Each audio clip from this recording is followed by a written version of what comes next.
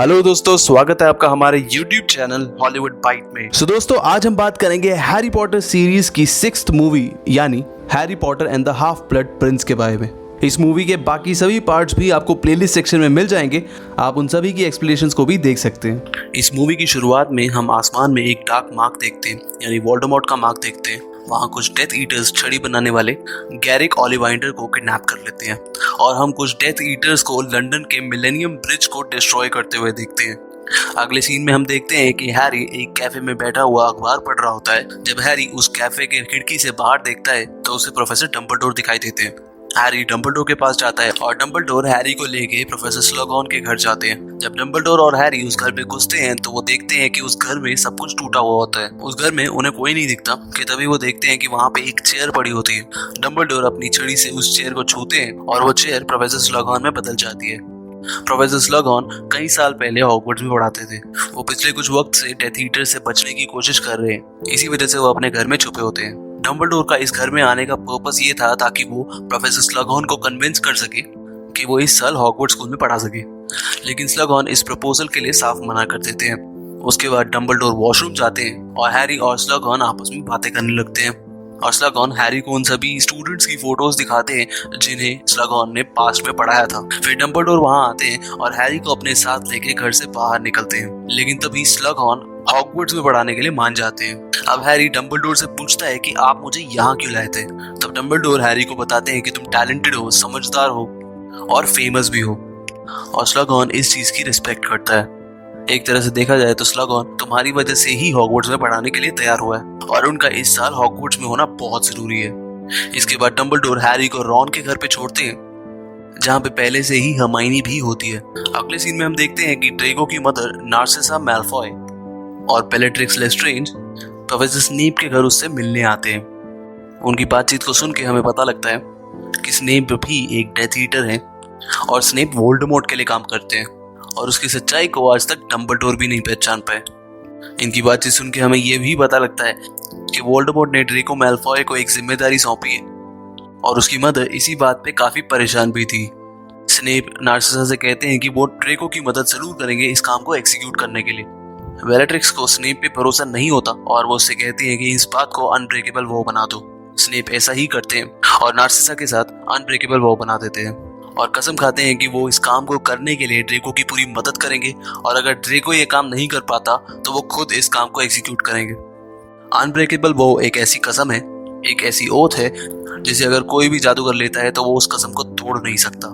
अगर वो इस कसम को तोड़ते हैं तो उस जादूगर की मौत हो जाती है। अब अगले सीन में हम देखते हैं कि हैरी, रॉन और हर्माइनी तीनों डायगन एली में होते हैं और वो देखते हैं कि ड्रेको और उसकी मदर कहीं जा रहे होते हैं। हैरी, रॉन और हर्माइनी उन दोनों का पीछा करने लगते हैं और वो देखते हैं कि ड्रेको और उसकी मदर बॉगिन एंड बर्ग्स में जाते हैं जहाँ पे ब्लैक मैजिक से रिलेटेड कुछ चीजें मिलती हैं। उस शॉप में वो एक अलमारी के पास खड़े होते हैं और कुछ बातें कर रहे होते हैं।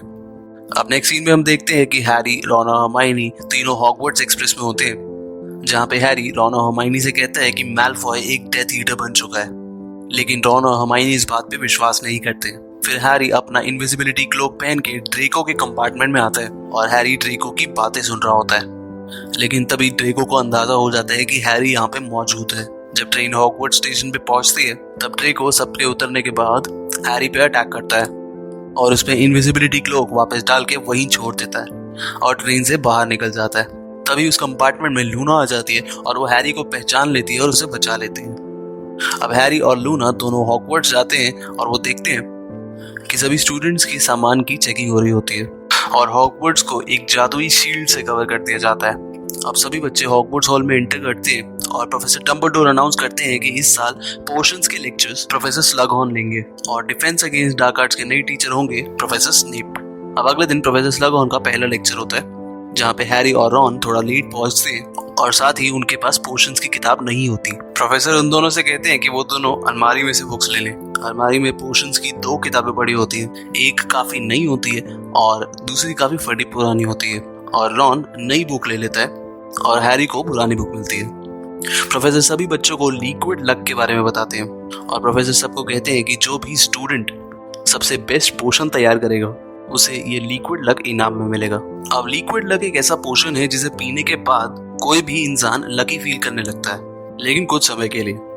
उस समय के बीच अगर कोई भी इंसान कोई भी काम करता है तो वो उसमें सक्सेसफुल ही होता है। लिक्विड लक किसी का भी लक बढ़ा सकता है।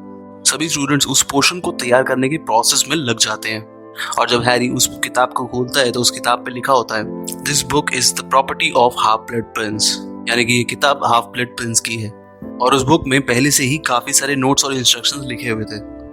हैरी उन इंस्ट्रक्शंस को पढ़ता है और उन्हें फॉलो करते हुए पोशन तैयार करता है और उसका बनाया हुआ पोशन बिल्कुल परफेक्ट तैयार होता है। प्रोफेसर स्लगहॉर्न हैरी से काफी इंप्रेस होते हैं और उसे लिक्विड लक गिफ्ट में देते हैं। अब अगले सीन में हम देखते हैं कि हैरी डंबलडोर के ऑफिस में जाता है और डंबलडोर हैरी को अपनी यादें दिखाते हैं जब वो पहली बार टॉम रिडल से मिले थे जब वो एक छोटा बच्चा था।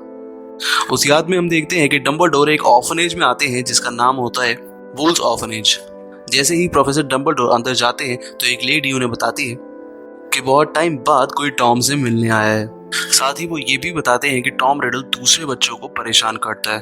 जब डंबलडोर टॉम से मिलने जाते हैं तो टॉम को ये लगता है कि डंबलडोर एक डॉक्टर है क्योंकि ऑर्फनेज में सभी उसे पागल समझते थे।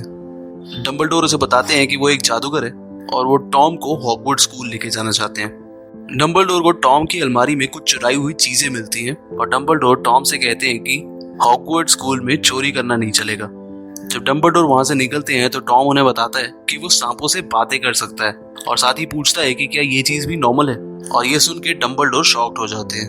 अब डंबलडोर हैरी को ये यादें दिखाने के बाद बताते हैं कि हॉगवर्ट्स स्कूल में टॉम रिडल की सबसे ज्यादा बातचीत प्रोफेसर स्लगहॉर्न से ही होती थी और स्लगहॉर्न काफी ऐसी चीजें जानते हैं जो वो आसानी से नहीं बताएंगे। इसीलिए डंबलडोर हैरी को स्लगहॉर्न से जान पहचान बढ़ाने के लिए कहते हैं। अब अगले सीन में हम देखते हैं कि ड्रेको मैलफॉय रूम ऑफ रिक्वायरमेंट्स में जाता है जहाँ पे वो एक अलमारी के पास खड़ा होता है। ये अलमारी बिल्कुल वैसी ही थी जैसा हमने बॉगिन एंड बर्ग्स में देखा था। इन अलमारियों को वैनिशिंग कैबिनेट कहते हैं। ये दोनों वैनिशिंग कैबिनेट आपस में जुड़े हैं और ये एक पैसेज के जैसे काम करते हैं दो जगहों के बीच में। जब आप एक कैबिनेट में किसी चीज को रखते हो तब वो दूसरे कैबिनेट में नजर आएगा। इन कैबिनेट्स का इस्तेमाल डेथ ईटर्स के द्वारा किया जाता था ताकि वो हॉगवर्ट्स स्कूल में आ जा सके। क्योंकि हॉगवर्ट्स स्कूल के बाहर एक प्रोटेक्टिव शीट लगा दी गई थी, इस वजह से कोई भी death eater directly Hogwarts school में तो एंटर नहीं कर सकता। इसीलिए इन दोनों वैनिशिंग कैबिनेट्स को दो अलग जगहों पर रखा गया है, जिसमें से एक हॉगवर्ट्स स्कूल के रूम ऑफ रिक्वायरमेंट्स में रखी गई है और दूसरी बॉगिन एंड बर्ग्स में रखी गई है। यानी कोई भी डेथ ईटर बॉगिन एंड बर्ग्स में रखे कैबिनेट के थ्रू हॉगवर्ट्स स्कूल में आ सकता है। अगले सीन में हम देखते हैं कि हैरी, रॉन और हरमाइनी प्रोफेसर स्लगहॉर्न का पीछा कर रहे होते हैं। वो उनका पीछा करते करते हॉग्समीड में पहुंचते हैं। हैरी उन दोनों को बताता है कि मुझे प्रोफेसर डंबलडोर ने ही कहा है कि मुझे प्रोफेसर स्लगहॉर्न के अच्छे स्टूडेंट्स के क्लब में शामिल होना होगा ताकि मैं उनसे कुछ खुफिया बातें निकलवा सकूं। अब नेक्स्ट सीन में हम देखते हैं कि हैरी, रॉन और हरमाइनी एक रेस्टोरेंट में होते हैं। हम देखते हैं कि ड्रेको मैलफॉय भी उसी रेस्टोरेंट में होता है और वहीं पे प्रोफेसर स्लगहॉर्न हैरी, रॉन और हरमाइनी को देखते हैं और उन्हें देखते ही डिनर पार्टी के लिए इनवाइट करते हैं। अब हैरी, रॉन और हरमाइनी उस रेस्टोरेंट से बाहर आते हैं। जैसे ही वो उस रेस्टोरेंट से बाहर निकलते हैं वो देखते हैं कि एक लड़की जिसका नाम केटी होता है वो हवा में उड़ रही होती है और चिल्ला रही होती है। फिर अचानक से वो नीचे गिरती है और कांपने लगती है। हैग्रिड उस लड़की को उठाता है और वो देखता है कि उस लड़की के पास एक नेकलेस पड़ा होता है। हैरी उस नेकलेस को उठाने वाला होता है लेकिन हैग्रिड उससे कहता है कि उस नेकलेस को डायरेक्ट मत छूना, उसे कपड़े की मदद से उठाना। अब केटी की फ्रेंड प्रोफेसर मैगोनिकल को बताती है कि केटी को वो नेकलेस एक पैकेट में मिला था और केटी ये भी बता रही थी कि उसे ये पैकेट डंबलडोर को देना है। हैरी, रॉन और हरमाइनी भी वहीं पे मौजूद थे और तभी वहां पे प्रोफेसर स्नेप आते हैं और वो बताते हैं कि उस नेकलेस पे जादू किया गया है, यानी वो नेकलेस श्रापित है। ये सब बातें सुन के हैरी कहता है कि ये काम ड्रेको मैलफॉय का है। उसी ने केटी को ये नेकलेस दिया और उसी ने इस नेकलेस को श्रापित भी किया। लेकिन प्रोफेसर मैगोनिकल और स्नेप इस बात पे विश्वास नहीं करते। अगले सीन में हम देखते हैं कि हैरी और बाकी सभी स्टूडेंट्स स्लगहॉर्न के डिनर पार्टी में होते हैं और पार्टी खत्म होने के बाद हैरी प्रोफेसर स्लगहॉर्न से टॉम रिडल के बारे में पूछता है। प्रोफेसर स्लगहॉर्न बताते हैं कि उससे पहले मिलके तो यही लगा था कि वो काफी सीधा और शांत इंसान है, अगर उसमें बुराई थी भी तो वो कहीं अंदर छुपी थी। नेक्स्ट सीन में हम देखते हैं कि रॉन का क्विडिच मैच होने वाला होता है और रॉन काफी नर्वस फील कर रहा होता है। हैरी रॉन से झूठ कहता है कि उसने उसके जूस में लिक्विड लक ऐड किया है। रॉन उस जूस को पीता है और लकी फील करने लगता है एंड फाइनली वो क्विडिच मैच जीत भी जाता है। नेक्स्ट सीन में हम देखते हैं कि ड्रेको रूम ऑफ रिक्वायरमेंट्स में जाता है और उस वैनिशिंग कैबिनेट में एक सेब रखता है। देन उसे बंद करके एक मंत्र पढ़ता है जब ड्रेको वापस से उस कैबिनेट को खोलता है तो वो देखता है कि वो सेब वहां से गायब हो जाता है। वो फिर से उस कैबिनेट को बंद करता है और एक और मंत्र पढ़ता है। जब ड्रेको दोबारा से उस कैबिनेट को खोलता है तो वो देखता है कि वही सेब वापस आ जाता है, लेकिन वो सेब आधा खाया हुआ होता है। साथ ही हम देखते हैं कि हैरी और हरमाइनी क्रिसमस पार्टी में साथ होते हैं। वहां पे स्नेप हैरी को बताता है कि डंबलडोर कहीं बाहर गए हैं और छुट्टियों तक नहीं लौटेंगे।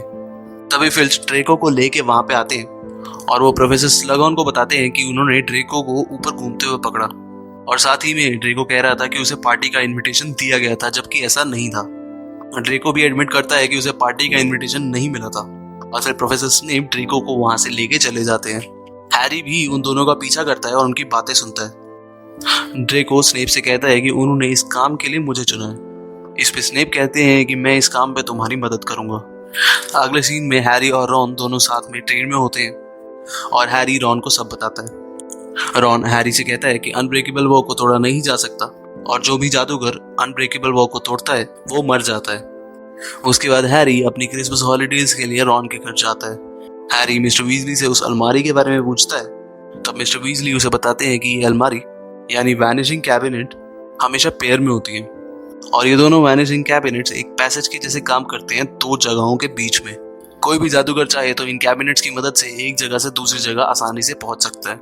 उसी रात बेलेट्रिक्स और ग्रेबैक वीजलीज के घर आते हैं और उनके घर के चारों तरफ आग लगा देते हैं। हैरी बेलेट्रिक्स को देखते ही उसके पीछे भागता है और जीनी भी हैरी को फॉलो करते हैं और फिर हैरी और जीनी दोनों मिलके बेलेट्रिक्स और ग्रेबैक से लड़ते हैं और कुछ ही देर में वहां पे प्रोफेसर लुपिन, मिस्टर वीजली और बाकी लोग भी आ जाते हैं। इतने सब लोगों को देख के बेलेट्रिक्स और ग्रेबैक वहां से भाग जाते हैं और जाते हुए वीजली के घर में आग लगा देते हैं।